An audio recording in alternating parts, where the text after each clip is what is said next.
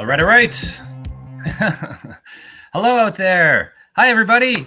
Aaron from Solace here, back with you for yet another Solace Office Hours. It is November 19th, 2024. I'm coming at you live from Hong Kong. And today we are having another product feature demo. I'm going to be joined by two of my colleagues who are going to help me. We'll probably do most of the work. I'm just going to add you to the stage here, gentlemen. Andrew and Matt, say hello. Hello, hello. Hello. Andrew, I can't hear you. But there he is. I'm dead. Oh, yeah, he's all right. Oh, okay. Anyway, hi, guys. So why don't you introduce yourselves to those who don't know you? Those are viewers. I might as well start while I'm actually progressing. I should say in advance I'm having lots of technical issues and I might not. We are a few minutes late on the stream, and yeah, Andrew's experiencing some upload issues. So while we got you there. We're having some issues. So Andrew MacKenzie, I'm a principal technical product manager at Solace. I've been here about I think it'll be 7 years in March, so 6.5, I guess, or maybe it's going to be 8.5. 8. Anyways, somewhere around there. Lost track of time. It's just been so much fun here. I just can't believe how much fun I have. So I don't know how long I've been here. So I'm mainly responsible for the integration products, including the micro integrations that we're going to talk about today. Cool. Hello, I'm Matt Mays. I'm principal product manager, also in micro integrations. I've been at Solace about 6 months now. So I'm still the new guy. So yeah. And you're on the office hours. That's pretty good. I mean, most people take you have to get some tenure, before you're invited onto the show. So that's good. Great to have you here, Matt and Andrew. Andrew, you've been on quite a few times. We've done quite a few of these together. We are. Oh yeah, we are live, everybody. So he's lagging. He's lagging bad. This is gonna be interesting. I'm in Hong Kong. Matt, where are you joining from? You're on the West Coast, right? Yes, I'm from coming from the San Francisco Bay Area, lovely San Leandro, just south of Oakland. Right. So it's 6 in the morning here. 6 in the morning. It is 10 p.m. here for me, and Andrew is in Ottawa near our headquarters in Canada. So 9 a.m. or so. Hey, if you're a leisurely 9 a.m. here. That sounds really normal. Yeah. So if you're out there, you can hear us. We are live on LinkedIn. We are live on YouTube. If you're watching the replay, thanks very much for checking us out. But yeah, if you're watching us live, put something in the chat. Say hello. Tell us where you're joining from. We always like to kind of hear from people that are out there. We have a few people saying hello. Jackson, hello. Welcome to the stream. Thank you for joining. Jackson. Flamand, Flamebod Gaming, Quebecistan, Flamand. I don't know. I love it. I like the name. Welcome. Thanks for joining us. Jackson from Singapore. Excellent. I am based in Singapore usually, but I'm not there this week. I'm on the road. I'm on the road in Hong Kong doing some developer workshops. So anyway, thanks for staying up late and joining us.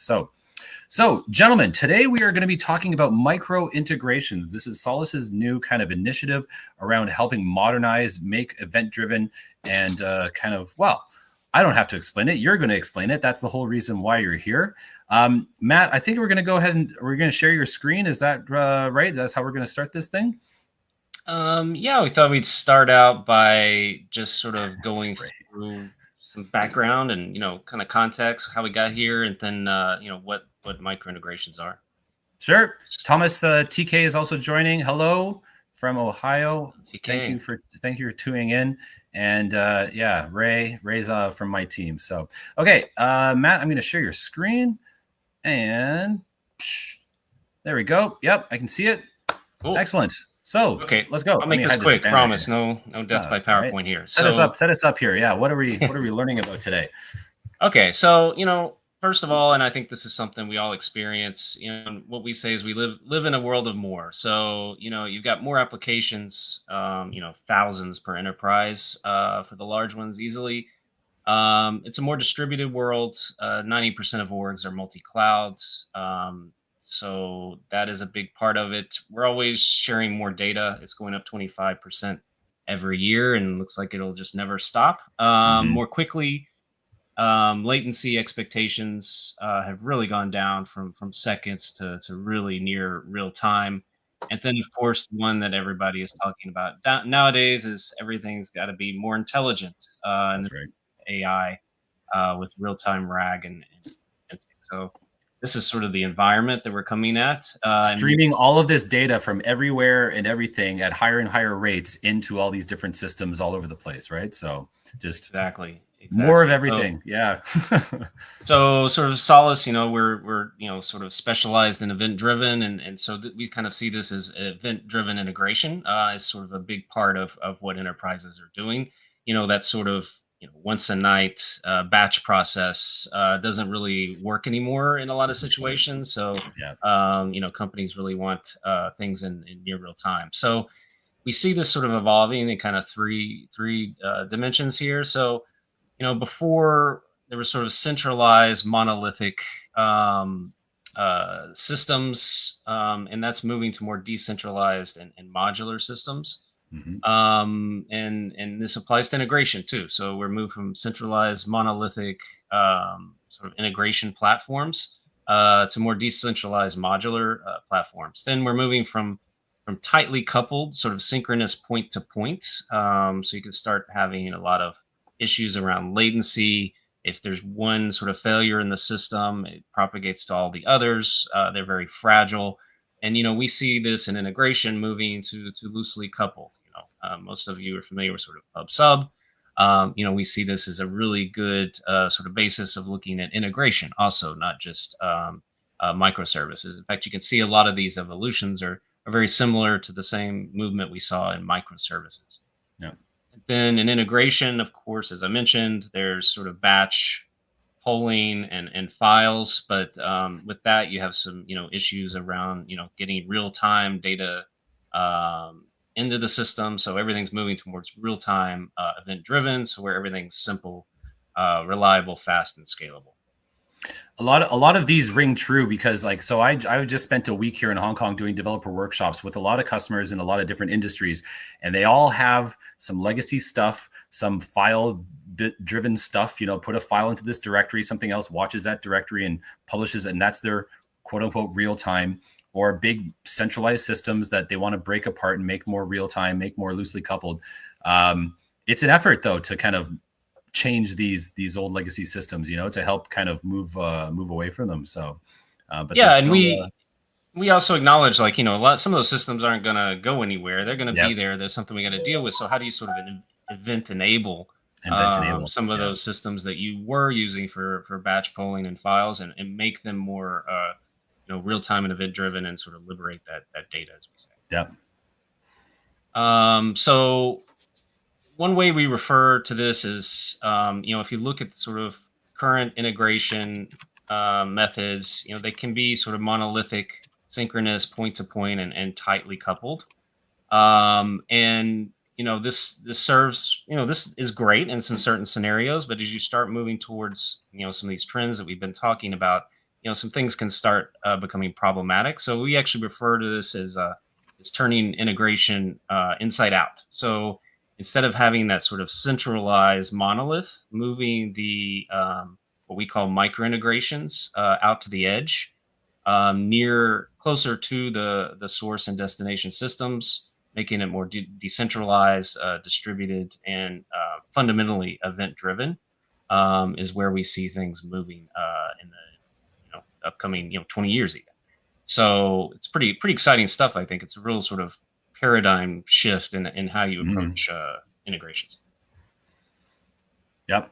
There's a reason why microservices, micro integrations, there's a lot of commonalities here, right? So it's just the evolution of it.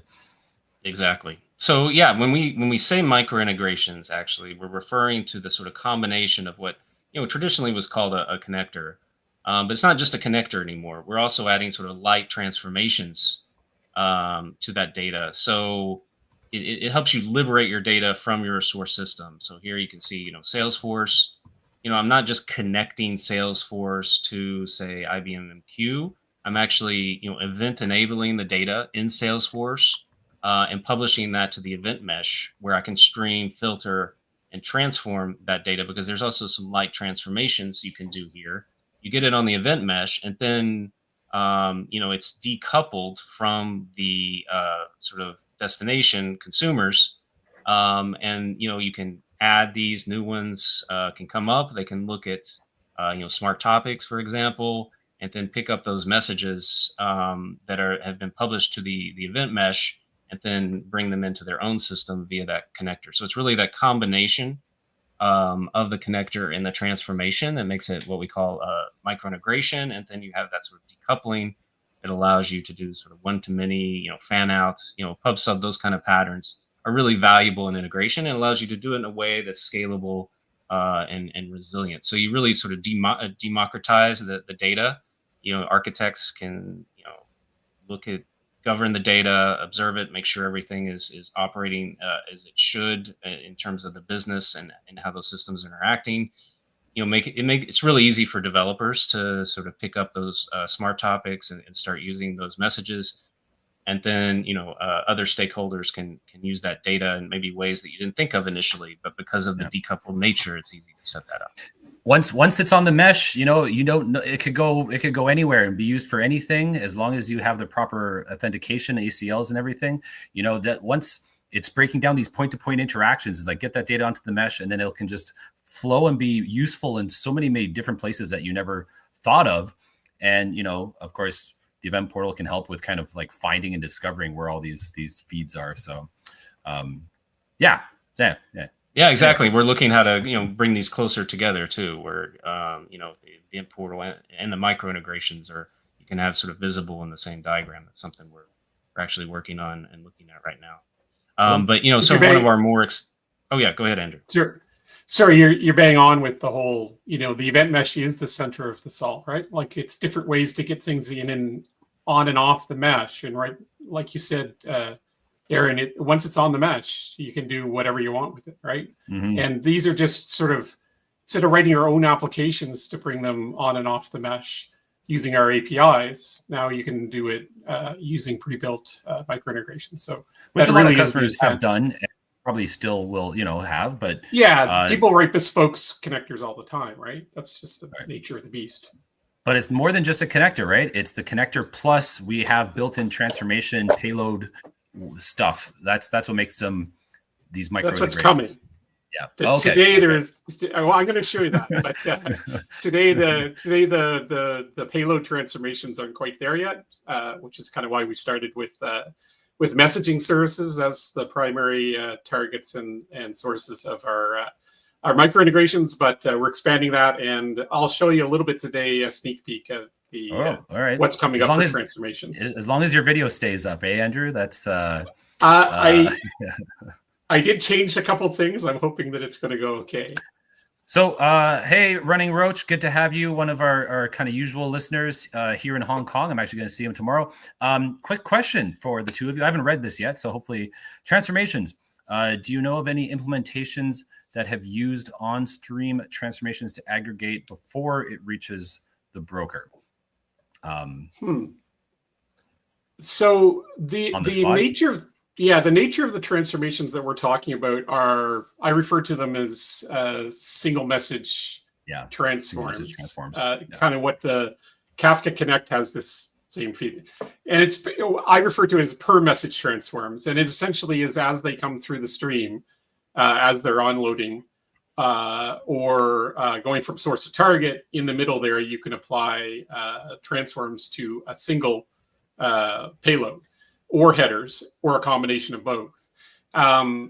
If you're looking to aggregate, you'd want to do that beforehand. We are looking at a sort of a processor model, which is once they're on the mesh, once you have, say, maybe the bulk of them on the mesh, and you read from that and you do a processor, and the processor is about aggregation, and the output is less messages than came in, or less events than came in, because they're aggregated.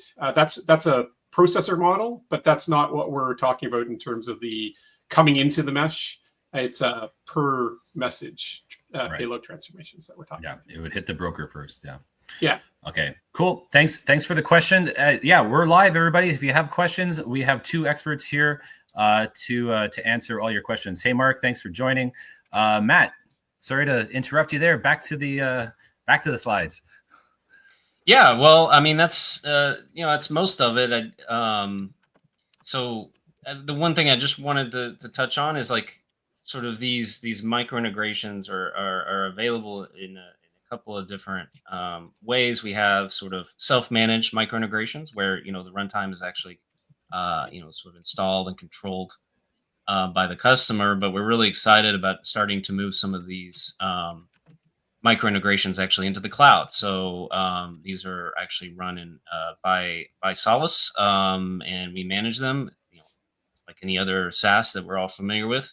But giving you some really sort of powerful integration capabilities. So the good thing is we don't want to sit around and talk. We'll also be showing a little of this. That's right. That's right.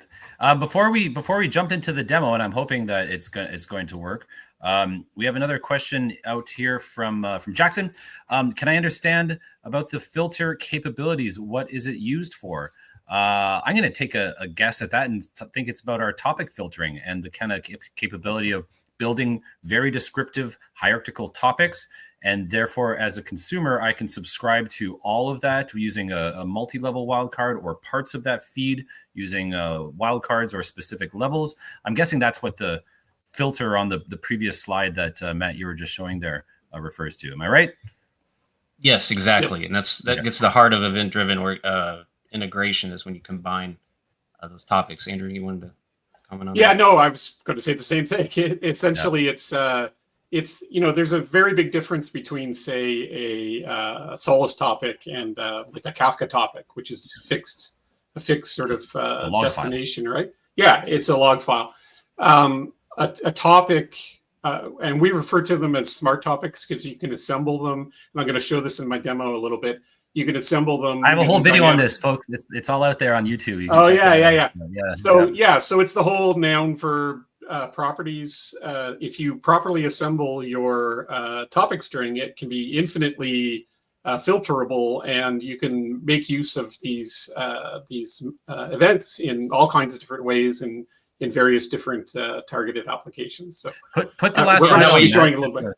Just to bring it up there. Yeah. I was saying, Matt, put the last slide on. Go back one. Yeah. So stream filter transform. Yeah. Right. And that's what avoids that sort of, I've heard, customers say before, that fire hose effect, right? With some other options is like, I don't want all of the orders. I just want the, North American orders. Stuff like that, or this bank, or this customer, or this specific thing. And if you have a well-defined topic hierarchy, you can pick and choose as a consumer what you want out of that whole stream, and the broker does the filtering for you and only sends you the data that you want or that you're authorized to see. Right? Again, it's which it saves network resources and all that kind of stuff. So that's at the heart of Solace's kind of best practices and capabilities is our topic filtering using multi-level smart topics. So check out, if you don't know about that, Jackson, check out some of our documentation, check out some of our videos. I'm sure Andrew's going to give us a quick. Yeah, I'm going to be showing exactly that in the demo here today. So. All right. Sounds good. All right. So Jamil from London. Hello. Welcome to the stream. Thanks for joining.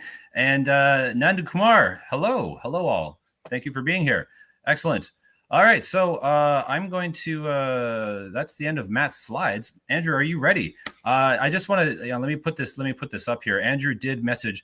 He's having a bit of technical problems, and hopefully everything's going to go well. But his video has been a little bit choppy in the pre-go live, so hopefully this is going to work. So stick with this. I think I have it licked. While we've been talking, all right. I changed my power profile to high performance, and hopefully that'll do it. All the fan noises. That's what we're. Yeah, no battery saving here. Was it the new puppy chewing on the wire? Yes, for you obviously are alluding to my brand new 9-week-old golden retriever puppy, who is name is Abby, and she is beautiful. I would show you a picture, but I'm afraid of making my screen break. That's right. Well, let's go ahead and share your desktop here, Andrew. Okay.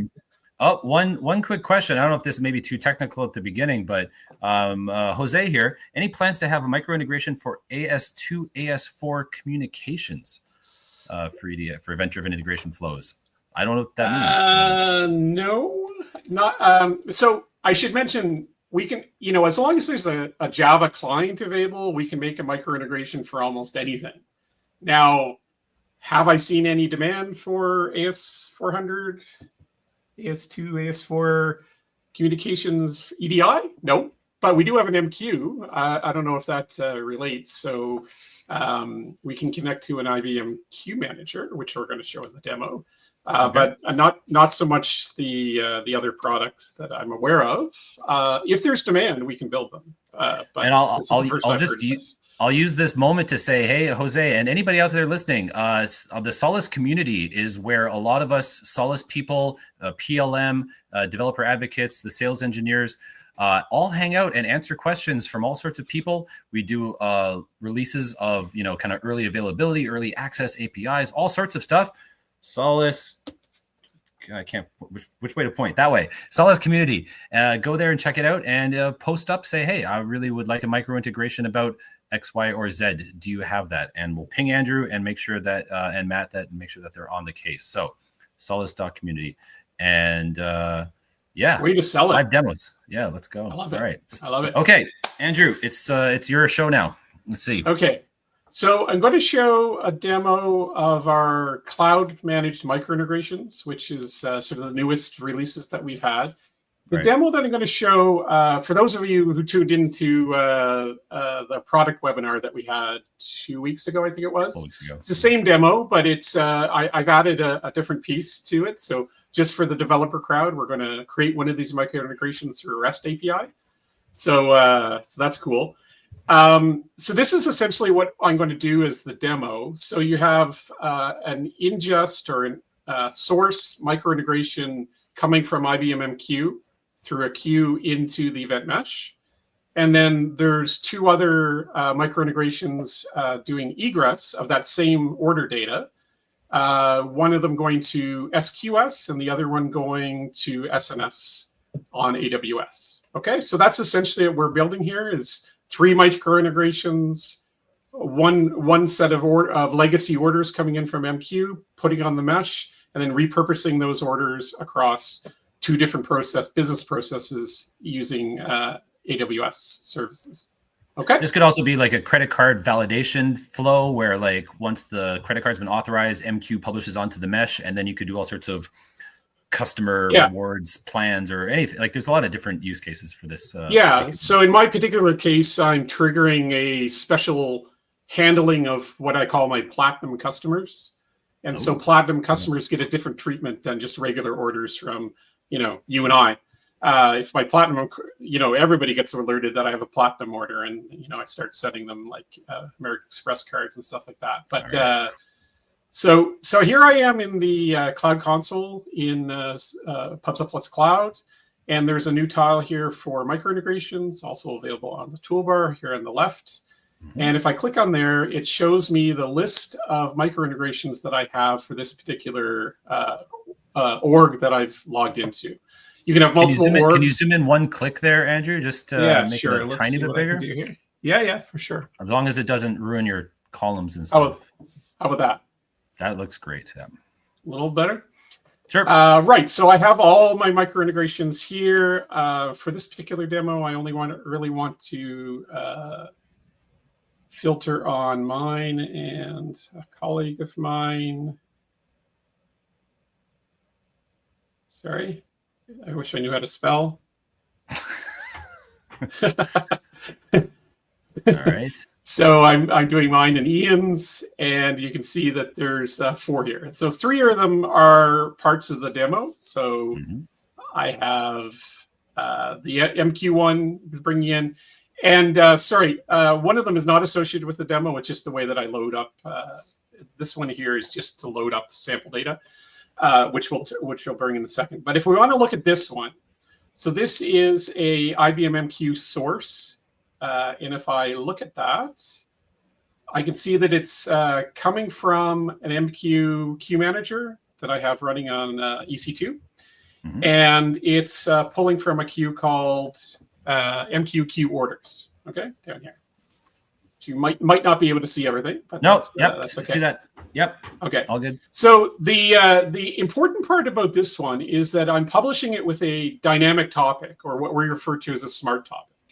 And the reason that I'm doing that is because I want a header that I have in all of my source messages to be part of the topic string, so that when later we're going to see the AWS micro integrations, they're going to filter on the particular order type.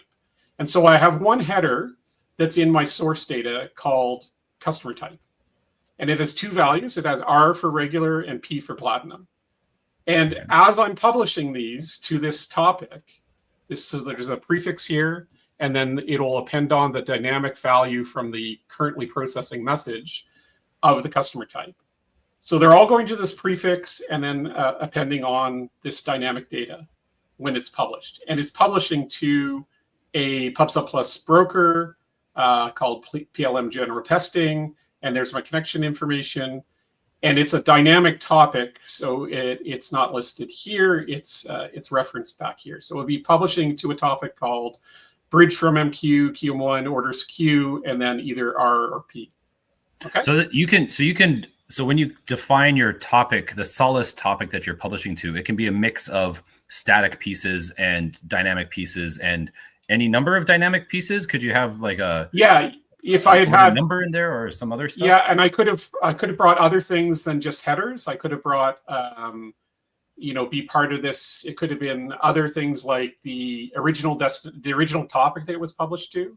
True. It could have been things like order priority or message priority, or any of the properties that are kind of on the incoming message can be part of the expression that you do for the dynamic topic. Cool. And you can intersperse this with other static and other dynamic data. And this is what it is now. Later, I'm going to show you sort of the start of what we're doing for the no-code transformation capabilities. And the no-code capabilities will also have access to the payload items, not just the header items. And so currently, I'm limited to header transforms. But in the very near future, like early in the next calendar year, like January, I will be able to actually make a dynamic topic using parts of the payload in combination with any of the other headers and static values, and that will all be done in a no-code way where I just drag and drop things around. So depending on payload format, I'm guessing we're not going to support every payload under the sun initially. No, initially we're, and I'll talk about that when I show that part of the demo. Initially, we're only supporting JSON payloads, but we will be expanding to XML and Avro and stuff like that as we go. So this initial sort of in January kind of thing is going to be fairly limited, but we'll be expanding it as quickly as we can. So that's the first micro integration, which is bringing. Again, if I reference, it's bringing this order data into the mesh, and it's applying that topic, that dynamic topic of the smart topic on publish, so that I can use it in these for filtering. Okay, so then if I look at this other one, so this one is a SQS target. So I'm publishing from, or I'm consuming from. Solace queue called orders imported all, and I'm publishing it to a SQS queue called orders from event mesh, okay, in CA Central 1. And that is fairly straightforward. I don't have any mappings for that one, but it's important that if I look at this Solace queue, so orders imported from all, if people are looking at your queue name and seeing there's slashes on it and getting confused, no, it's not a topic. I mean, Solace queues can be named kind of anything. Some people name them with dots. Some people name them with underscores. And some people name them with slashes because we can. It's just we do just it a queue object. Yep. So if I look at that orders imported from all, this is where that smart topic comes into play. So this is, if you see this, zoom in more to there, Andrew. Yeah, can I? Okay. That's a lot. So if I look at this, so this is bridge from MQ QM1, which was orders.q. This is the static prefix. And then I'm doing a wildcard, which is a star, saying I want all of the orders that were published to this topic string. And at that level, I want all of the values. So that'll be all the R's and all the P's. Regulars and platinums. Yep. Regulars and platinums, right. And so if I, right. So that's what it's publishing to.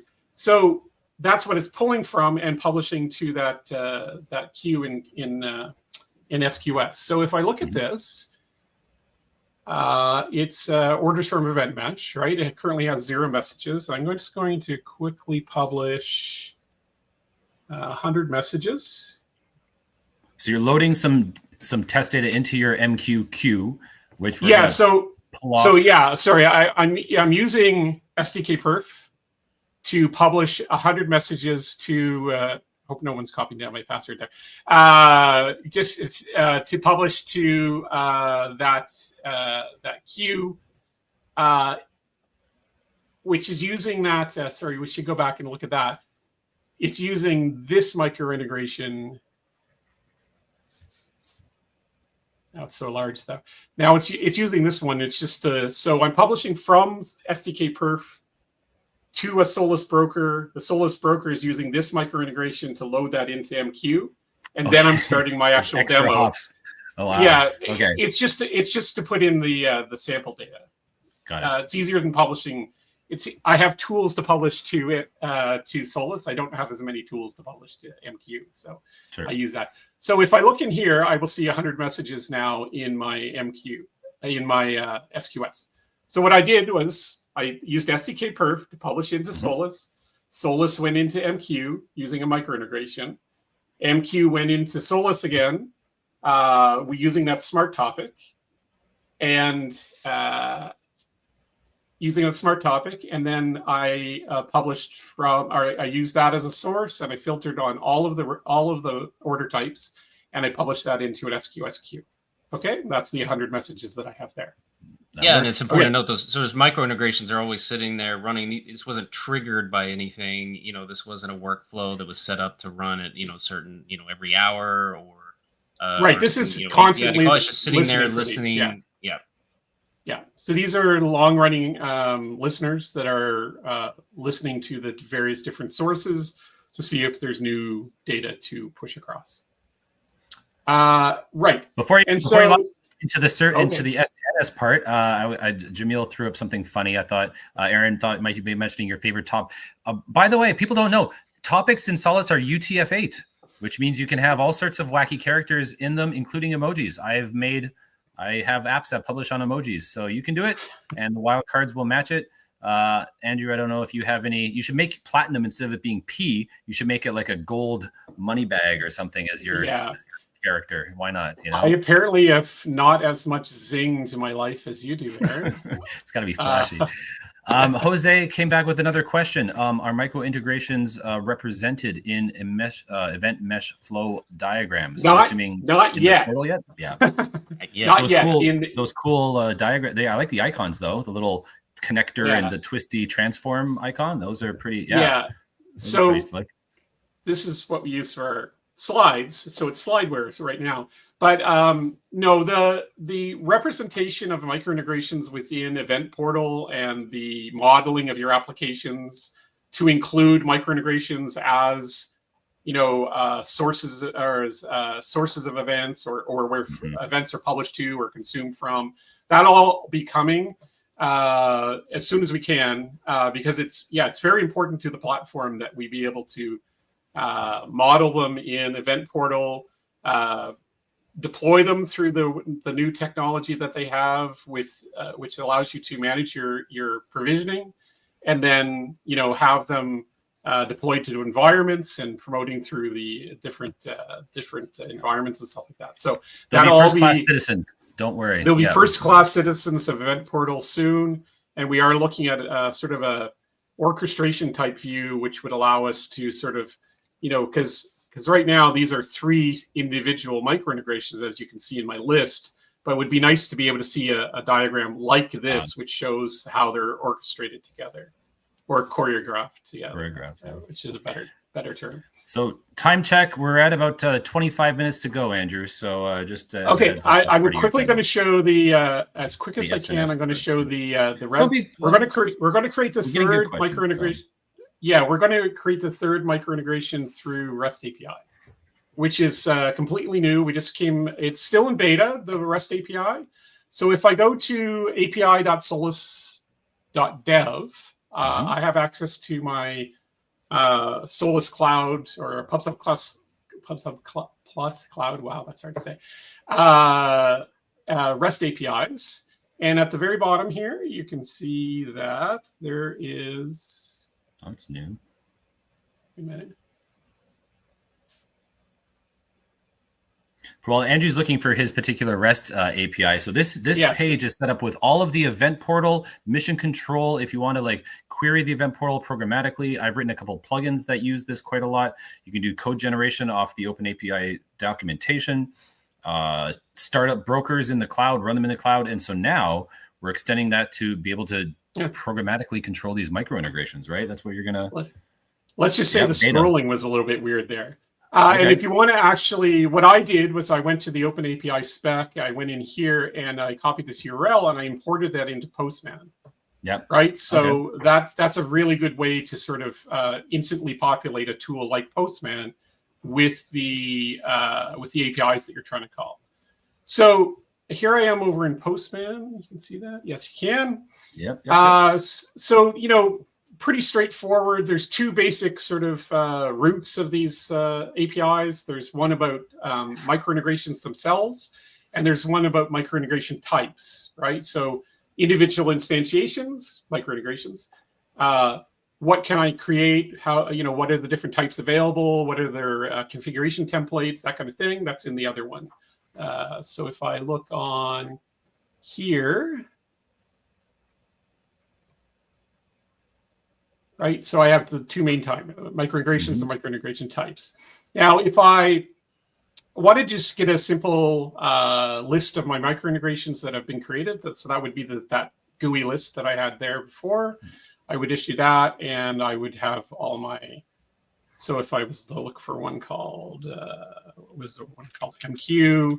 So there's my load messages to MQ, QM1, right? So this is all the metadata about the various different micro integrations that are there, including important information like the broker ID. So each one of the micro integrations is deployed alongside a cloud cloud broker service.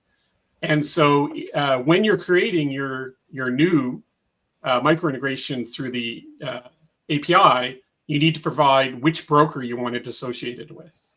Okay. And also the other important thing is you need to tell it what type of micro integration there is. So this is for the cloud. This is for the cloud managed though, right? Like if you were doing this yourself, you just point it at whatever broker you want, right? If you're yes. So that's a good distinction. Thanks, Aaron. So self-managed micro integrations can point to any broker that you have: appliance, software, cloud. We have a question just about that, Andrew. That kind of leads the next. Will micro integrations be available in the Solace appliance? And yes, so not fully managed, but self-managed micro integrations work with appliances today. So you can pick any broker that you want with self-managed. When it's cloud managed, it's important for, even when it's self-managed, the advice I will give is that the closer you put the connector or the micro integration runtime to the broker, like network-wise, the faster your performance will be, because of the latency between the micro integration and the broker, and then also that third-party service, right? So typically that may be like if you had like MQ, an appliance, and the MQ micro integration self-managed, all sort of in the same network segment, that would be the fastest performance you could get out of a micro integration, right? So the reason on the cloud that we deploy them closely together is to get whatever kind of latency advantage we can, noting that the third-party service might not be on the same network segment. Like, it's unlikely to be. Now, in my case, I have a broker running in AWS CA Central 1, and that's where my SQS and SNS are too. So actually, those are probably fairly close in network-wise, right? But in general, yes, you can use it with whatever broker you want for self-managed, but cloud services only for cloud managed. Is that okay? Cool. Yep. Right. So if I'm looking to see what are the available micro integration types, right? So then I would issue this one, which it lists the AWS SNS, which is the one I'm going to create, but then all the other ones as well. So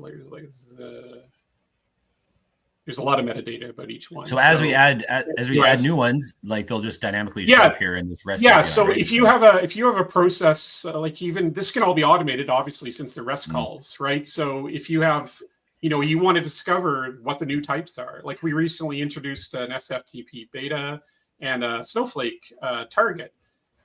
Those would just magically appear in this list the next time you issued it, right? So same thing with this is the call for how you get the templates.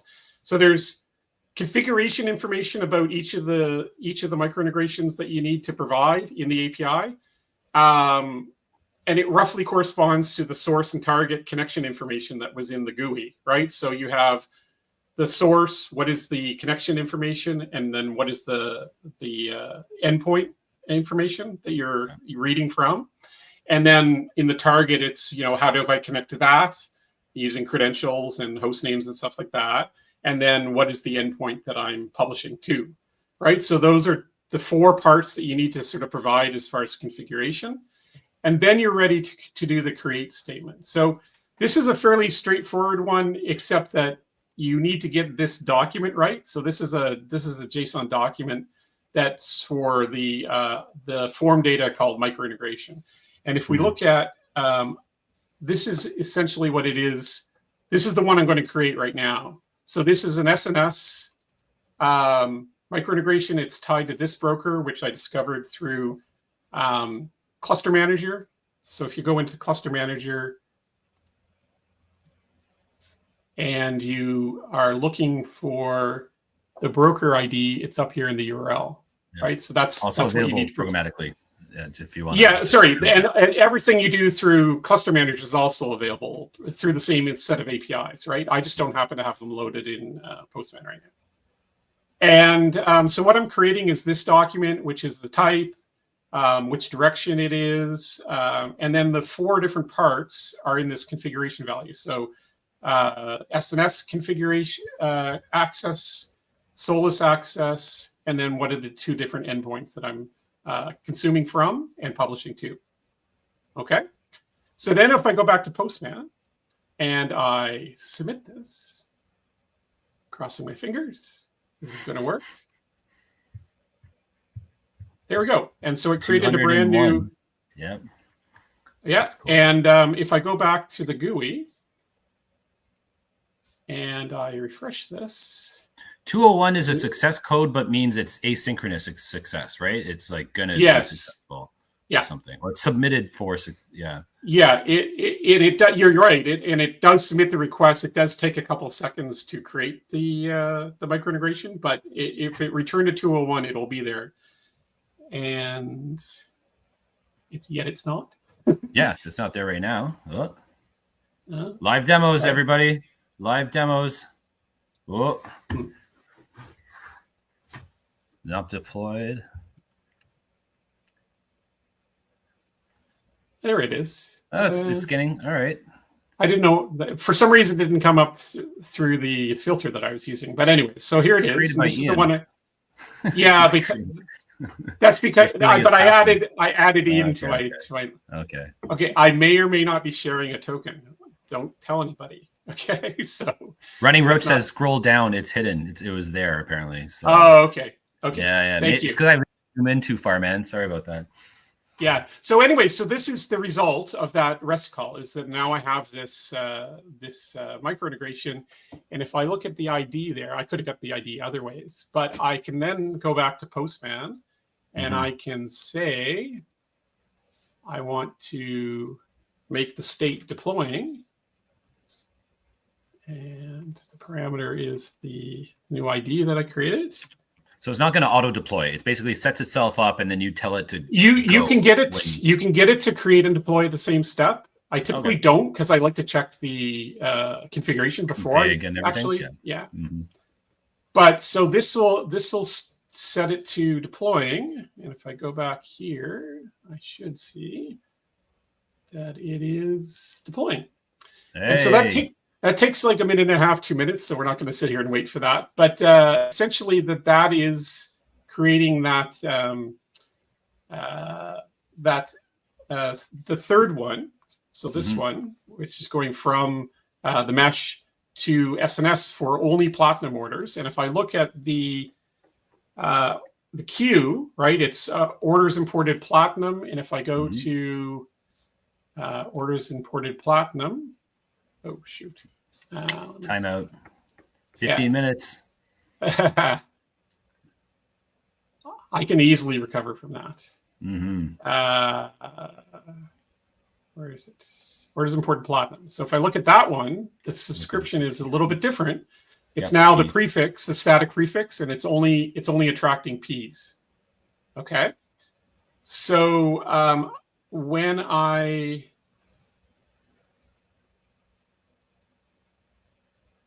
deployed it? No. I shouldn't have done this part live. Should have done this earlier. Yes, done it in the background while looking at other stuff. It does take a couple of minutes. But anyways, I also want to show you, so you can manage the entire life cycle. So here I have, if I wanted to delete that, right?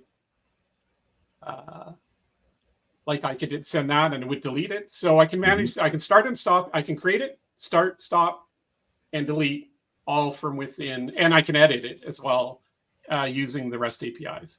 So essentially, I would assume that you want feature parity between anything you can do with the GUI, you should be able to do programmatically with the REST API. Well, that's your plan, right? Further to that, we're actually very API driven in Solace on the cloud, and the APIs are actually created before the UIs, and so all of the UIs drive the you UIs, see, so so almost all the UI elements that you see within PubSub Plus Cloud Console are driven by APIs that then obviously expose enough information, enough functionality for you to do complete life cycle of the different, the broker services, the micro integrations, and all that, and then everything just associated with the event portal as well. So rather than it is running. Okay, so if I very quickly, I want to kind of wrap this up because I'm probably running out of time. If I publish a single Platinum order, again, live demo, hoping this is going to work. And I go over to, so the SNS was, I'm publishing to this topic, Platinum Custom Order Trigger. And what it's doing is it's triggering a Lambda. And then the Lambda is triggered by that SNS, and it's actually writing to a different SQS queue for all the Platinum orders so that I can operate them. I could have published direct. This could be something different. I just chose SQS. Yeah. Don't with that. Yeah. So you can see now that 101. Sorry, the reason there's two messages in here is I had one on the queue before, so before I turned it on. So forgot to clear it off. Ignore that. But so you can see that the original one has 101 messages because it was tracking everything. And then this one should have had one if I had only just published that one message because it's a Platinum. But this is only attracting the Platinums. And this was all of a result of the SNS to Lambda to SQS trigger. We are being recorded, right? So I am going to rewind the video when we're done and just make sure that there is one message on that queue or that on that SNS. But, you go ahead. You can see keep us honest. Keeping us honest. So I did want to Excellent. quickly show you the what's coming up for payload transformations. And keep in mind that this is a very early demo proof of concept that only does simple mappings. It doesn't actually do transformations yet, but it does let you look into the so if I go to micro-integrations and I say create a micro-integration, and it doesn't matter because I'm not actually going to run it. So if I go look at the payload mappings here, unfortunately, this one needs to be probably, it's being a prototype, it hasn't got the scaling correct yet. So essentially what you have here is, and this eventually will have headers at the top and payload at the bottom in each of the source and target. So you will be able to do headers to a payload, or payload to a header, or vice versa, and use headers and payload items interchangeably in your mappings. But for now, it's a simple mapping of payloads. And so if you look here, I'm going to import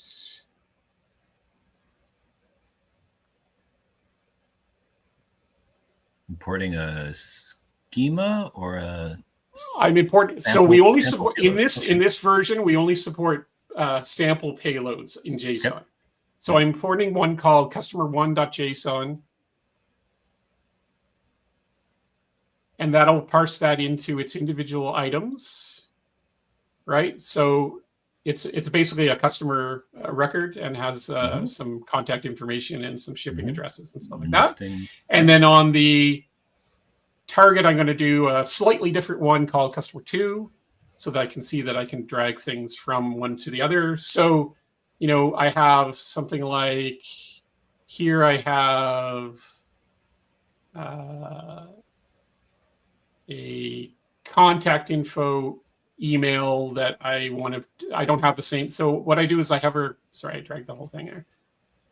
So you drag this over to email and it creates a link. In the future, you can't do it right now, but in the future, you'll be able to then insert a transformation here, which, you know, uppercase it, or, you know, some function that you do to transform that. You can concatenate things together. You can split things, that kind of thing. For right now, but you can also use a source multiple times. So if I wanted this to be the name, I don't know why you would want to do that, but you can have a source mapped to different to multiple targets. So you can, and keep in mind too that this will also have header information as well. So that smart topic that I created before using a header, I could do that. But then I could also do something like use a payload item in the dynamic topic as well. And there will be a section up here on the right called smart topic, which is where you assemble your smart topic for publishing on the target over here. That's cool. Right? That's cool. So we will call out, like, it won't be that, you know, that expression that I had, SEST, target destination. There'll be no typing of code. It'll be dragging, dropping of elements around and creating a smart topic with no code, and then deploying that as part of your micro integration. So this is the future payload transformation. Yeah, drag and drop, no code payload transformations available early in 2025, late January, somewhere around February. And as we progress, we'll be adding, you know, not just JSON payloads, but then also XML payloads, XML schema, JSON schema, Avro, you know, as we go.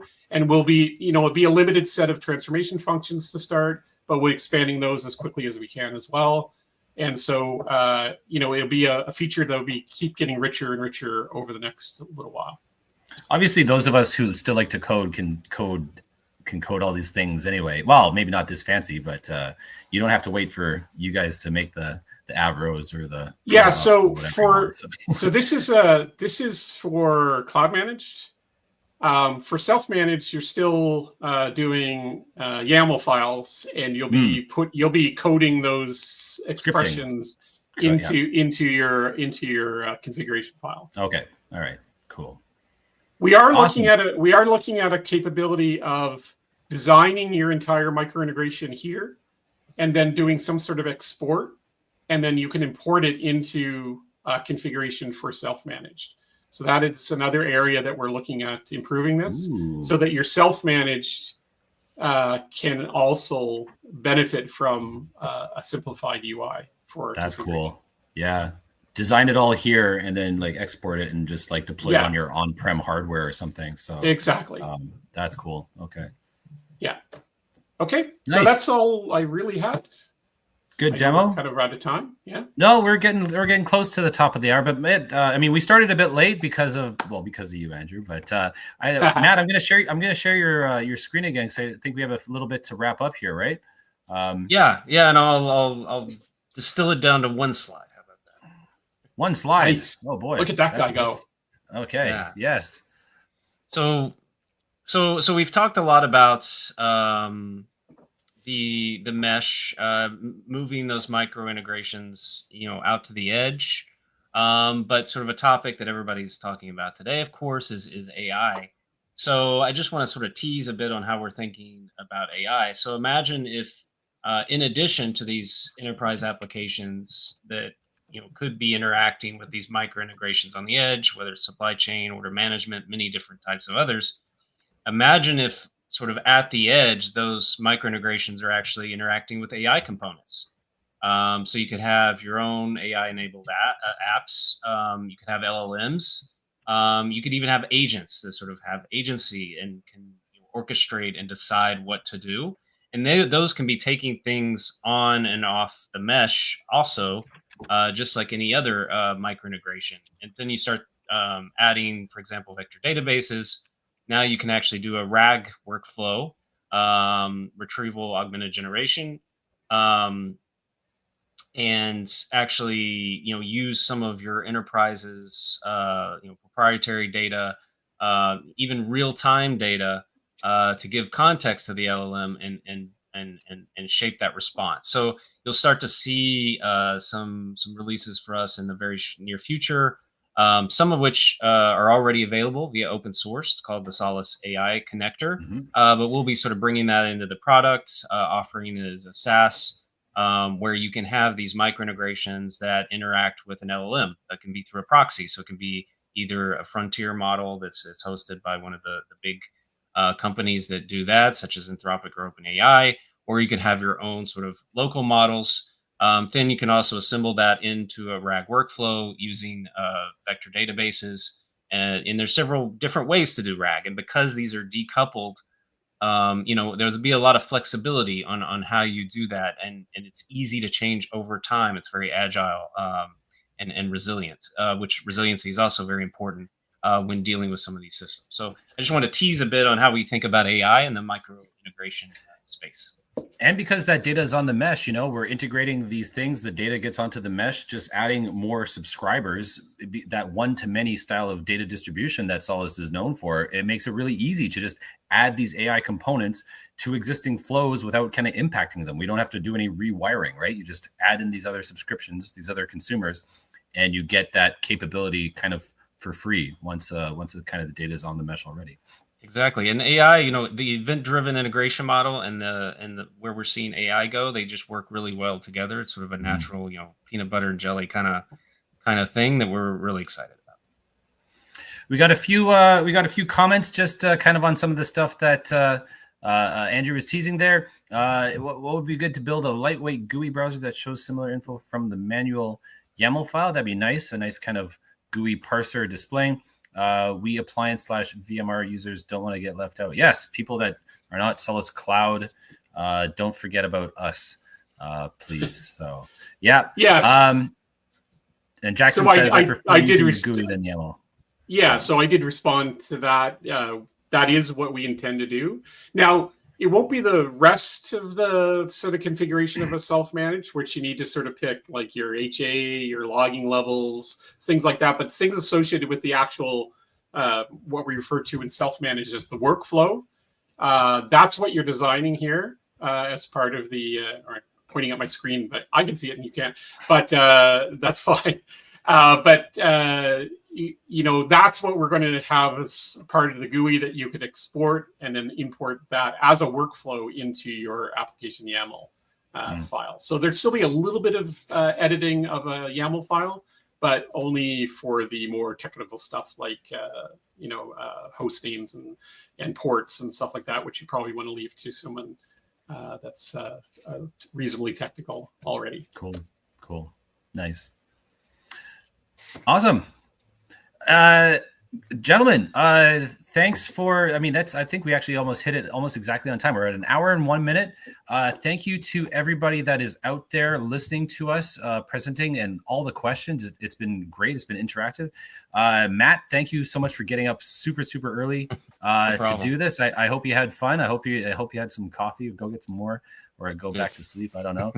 And Andrew, good to see you as always. And thanks for doing this with us. You guys want to have a couple closing words? Yeah. I just wanted to say that I respect this show so much that I have never demoed the REST API before.